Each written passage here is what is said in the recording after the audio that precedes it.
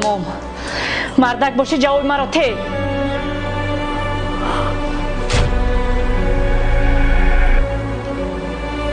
چی خواب کرده؟ یا غیرت نداری ها؟ تازه فهمیده هستی که چی گفته استه؟ خوب فهمیده استم چی گفته استم. مرد باشی حاضر جوابی مرا ده. همه چیزا که بخواهی یک لحظه.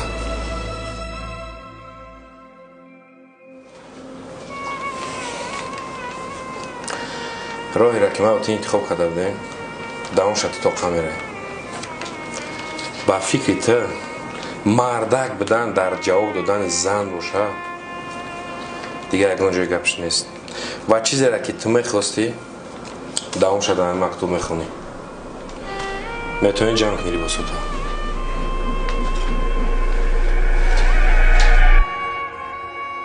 بورا سیدیم میرم من نمیرم اون روز کوچ کردگی بودم کندای همه ابویرا یا برگم جمعین پوتامش کنم اوکی سوق هستی تو؟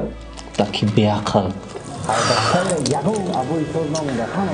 دختر باز شکر کرد. خیلی گوداکشی چیکار شده که؟ چیکار میشود دیوارا را کندای ابویا کندای این همجا را کندای بس کوچ کن با کندایش نگاهش نمیکنی همینو توفی آخه در کخونه بدم در کخونه بده بگی بودم خطایی دورا کخونه میرا بدم بگی نگاهش کن دلموزه جون بگی سرات همه را کندای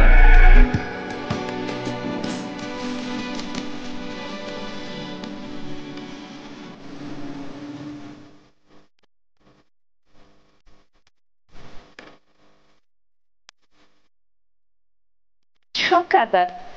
یا غیرت نداری ها؟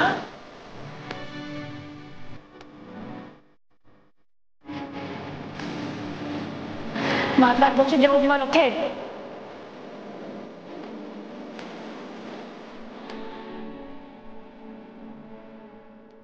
چرا ندادم شما در چی نوشت؟ همسفر حیاتم دیلاران چه خیلی من جوابی تر میتم در حالی که ما 8 سال نیمی تن یک دیگر بودیم و در این 8 سال در این همه پستی و بلندی در قنات یک دیگر بودیم. آرام کشیدی این مکتوب یک بار دیگه بخون و به خانه برگرد.